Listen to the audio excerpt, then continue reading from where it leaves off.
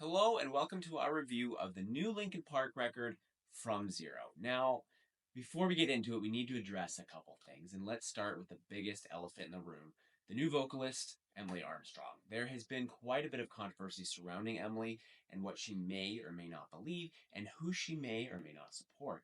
Now, without getting into too much detail, it is still all just speculation at this point, and whatever is not speculation, she has clearly stated her position and cleared up any misunderstanding that there may have been surrounding her background of who she supports. Now, as far as Linkin Park deciding to keep their name and move on with a new co vocalist, I personally feel that they made the right decision. Let me make this clear.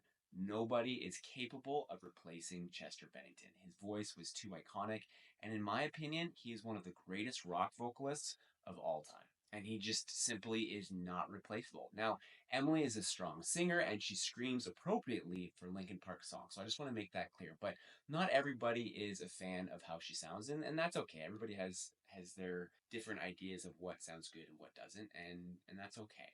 Now, as far as the decision to pick a female vocalist, I think that was an excellent idea. It allows the band to be able to continue and move forward without needing the person that is in the place of co-vocalist to try to be like Chester. They're able to make a completely new style in the way that they are going to be singing going forward, and they can go in a new and fresh direction.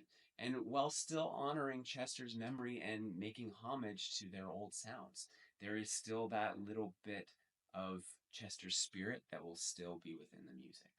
I think one of the best things that the band did to clarify that Emily is not a replacement for Chester, but is a completely different direction altogether, was when they live streamed their show together with Emily for the very first time and they introduced the band. Now, when they introduced the band, they went through everybody, and when they talked about Emily, they introduced her to let them people know her name and that she was going to be singing. But an important piece that they did was when they talked about Chester's parts, they clarified that the people who would be singing for Chester in his place were the fans themselves. They were able to take that upon themselves and sing their heart out for a person who may very well have saved a lot of their lives through his lyrics. So it has been designated for the fans to take on that role, not for Emily. So that, with that said, they'll be able to move in a different direction, but still be able to honor Chester's legacy. Now, the last thing before we get into the album, the name of the record, From Zero. This is a beautiful double meaning. And if you are familiar with Linkin Park history, or if you watched the Linkin Park history video that we did here on the channel, which I'll make sure to link to below so you can go watch that if you like, the name From Zero. Originally, the band's first name was Zero, and it was spelled with an X. But now they're in a spot where they're starting over. They are starting from zero. So not only does it have meaning in reference and memory to their original name of the band, but also it is a designation of where they are now and is showing the direction that they're headed. They're moving forward from this baseline of zero. And with that, let's jump into this kick-ass record.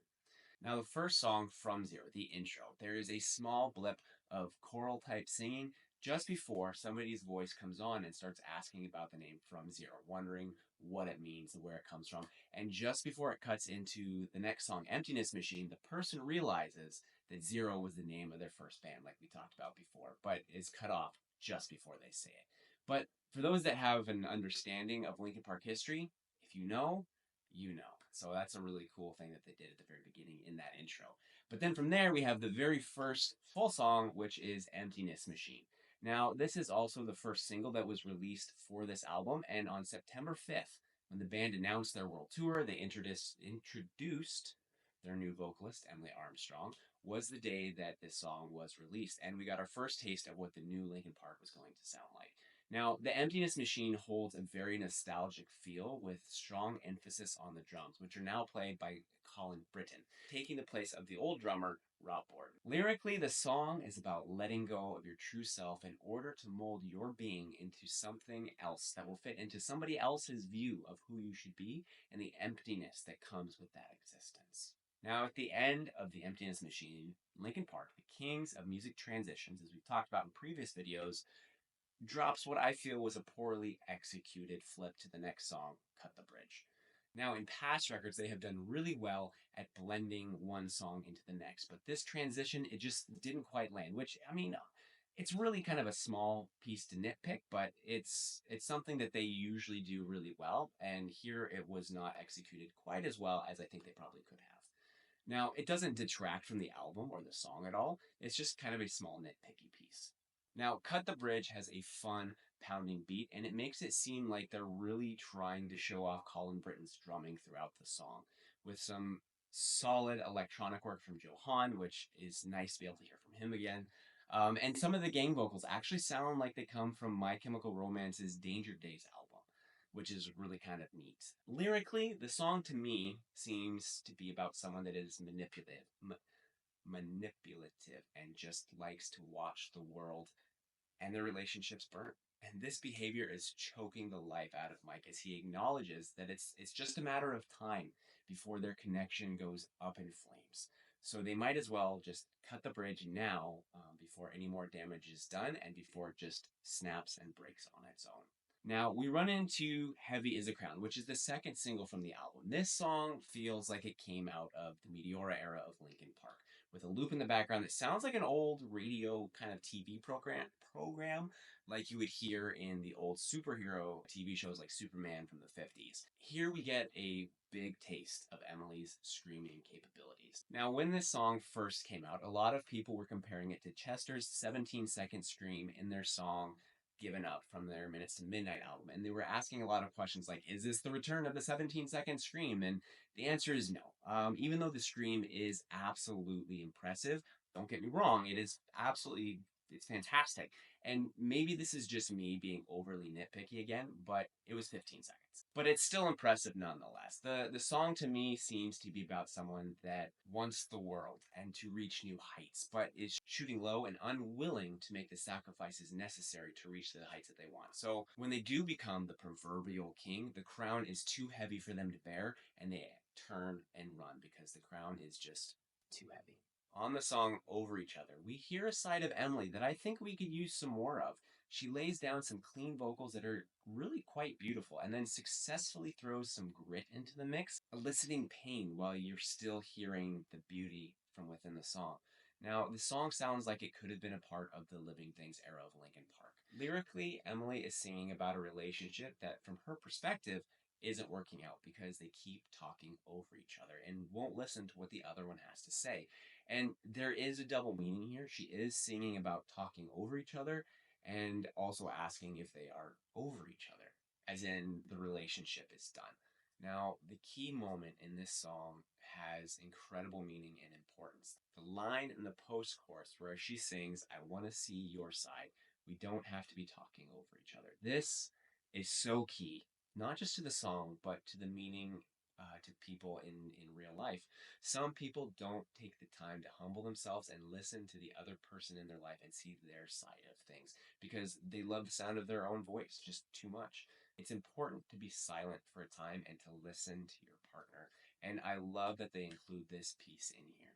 Now, at the end of the song, we hear Mike Shinoda say, get your screaming pants on, just before Emily's screams comes ripping through into your ears, kicking off the song Casualty. This short 2.5 minute song feels like it's from the Hunting Party era of Linkin Park, and it gives us something that we've never had in Linkin Park before. We have Mike Shinoda screaming.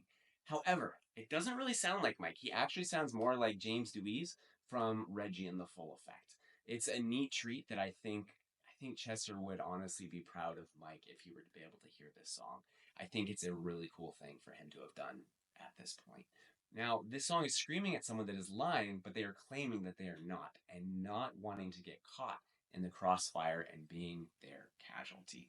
And from there we have Overflow. Overflow slows things down for a minute with a very spacey feel to it, singing about an end being inevitable and just accepting it and going with the flow. And the song ends with what sounds like a Walkman being opened and a cassette being flipped to the other side before we light into the song Two-Faced.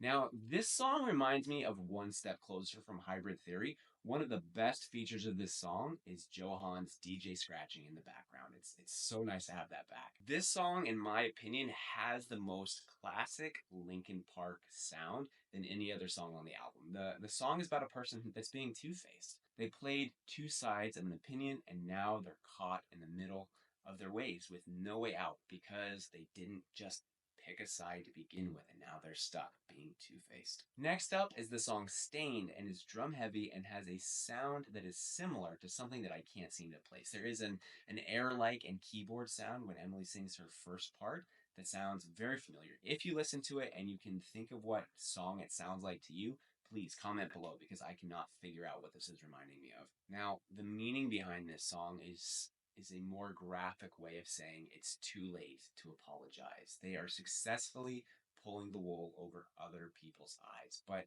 eventually the truth will fully come out because they metaphorically have blood in their teeth and their hands are stained with their transgressions. Next up is the song IGYEIH, which stands for I Give You Everything I Have. And it starts out good and heavy and then slows down a bit with a very distinct drum focus. Thematically, this song feels like part two of Stained. Emily is singing about giving her all, giving the other person her everything that she is, while the other person lies and isn't honest, like they pretend, and they think that they are better than everyone else and won't give anything back to this relationship.